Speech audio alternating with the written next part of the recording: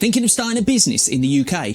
Or maybe you're already running one and wondering, what business insurance do I actually need? In today's video, we're going to cover the essential types of business insurance required by law and ones that can save you from serious financial loss.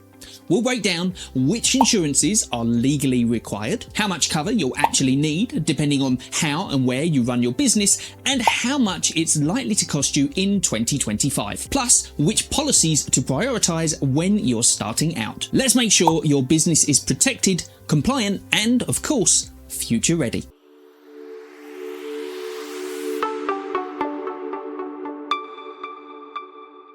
Let's begin with the insurance you're legally required to carry. There are only two types of business insurance that are legally required for every business in the UK. The first is employer's liability insurance. If you employ staff, even part-time, temporary, or workers that you must treat like employees, you are legally required to carry employer's liability insurance by law. Your policy must carry a minimum of £5 million in cover.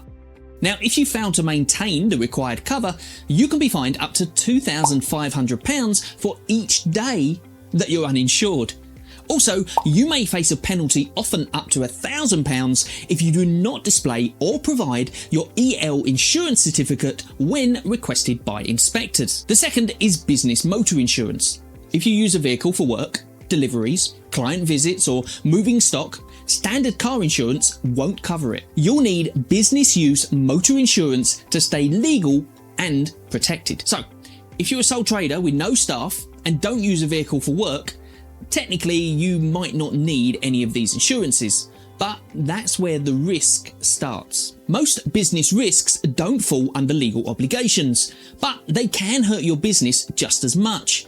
Here are three essential types of protection that every small business should seriously consider. Public liability insurance. If a customer or member of the public gets injured, e.g. trips over your equipment, or your business accidentally damages someone else's property, public liability can protect you by covering compensation and legal defence costs. That's subject to policy terms, of course. Some insurers advertise premiums of around £5 per month, but in reality, the cost depends a lot on the business type, the risk, and how much coverage you choose. Claims can run into six figures, so it's essential to choose a significantly high indemnity limit, e.g. £1 million or £2 million or more. Professional indemnity insurance. If you provide professional services, advice, designs or specifications, and a client claims financial loss because of an error, omission or negligence on your work, this insurance helps cover legal costs, compensation and related expenses. Now, while some insurers offer very low risk covers, starting at £70 a year, which is roughly £5 to £8 a month, that's for minimal exposure, many businesses will pay much more depending on risk, turnover and level of the limit that you choose. Premiums of £2,000 or more are not uncommon for higher exposure or specialist services. Cyber insurance. In the UK, just over 4 in 10 businesses, that's approximately 43%, reported experiencing a breach or cyber attack in the past year. Cyber insurance is designed to cover risks like ransomware attacks, data breaches, business interruption from cyber incidents, and even legal defence for regulatory fines, e.g. the GDPR. Premiums for such policies vary widely depending on the industry, data exposure, past claims, and level of cover. Many small or low-risk firms might see quotes starting from £350 to £430 a year, but policies for higher risk or larger businesses can go well into the thousands, sometimes up to £5,000 plus annually for SMEs. So even though not legally required, these policies could save your business from collapsing under one unfortunate incident. Your insurance needs change depending on where you operate. For example, if you're running your business from home, your regular home insurance usually won't give you the protection you need. Most policies either exclude business use entirely or only offer very limited cover. For example, your work equipment might only be insured up to around £1,000 to £3,000, depending on the provider. That's why most home-based businesses take out a separate business contents insurance. And if losing income is a concern, adding business interruption cover is also a smart move, since it's not included in the standard home insurance policies. If you rent a shop, office or any other commercial space, your landlord will usually insure the building itself, but everything inside, including your equipment, stock, fixtures, and even improvements you've made, is your responsibility to cover. On top of that, it's worth having public liability insurance and business interruption cover in case your space becomes unusable and you can't operate for a while. Your business model also changes the game. For retailers, you need product liability insurance. If a product you sell causes harm, even if you didn't manufacture it, you could still be liable, especially if you import or modify products. This type of insurance protects you from legal costs and compensation claims. For service providers, you need enhanced professional indemnity, especially if you work with clients on site or handle sensitive data. Combine it with a higher public liability limits to fully protect yourself. So how much does business insurance cost in the UK? So basic cover can start from around £5 a month. That's about £60 per year, as we said before, in very low risk cases.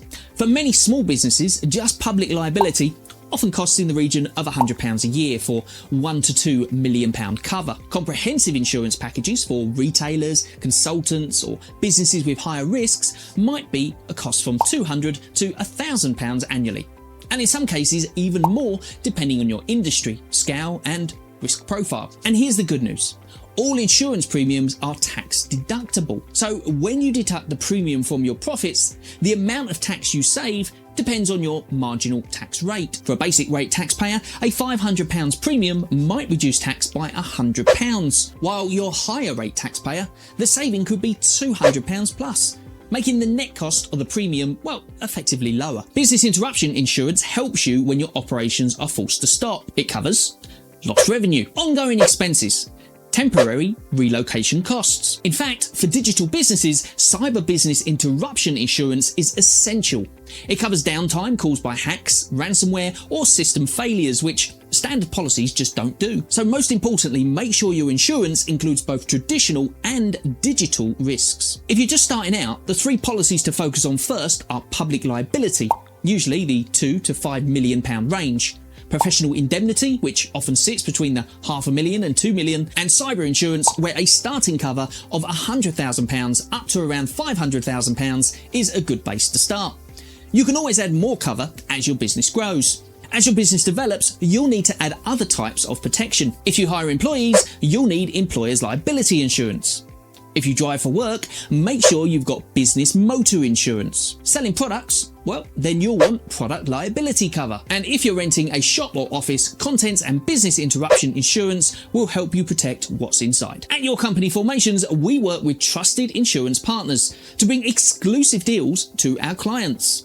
When you set up your company with us, you also get access to the tailored insurance options at competitive rates, all in one place from providers we know and trust. So, what business insurance do you need? The answer depends on your setup, but the risks are real anyway. So, you need to stay compliant, protect your finances, and sleep better at night knowing that you're covered. Check out our affordable formation packages and trusted partners in the link below. And of course, drop a comment in the box. We're always here to help UK founders like you.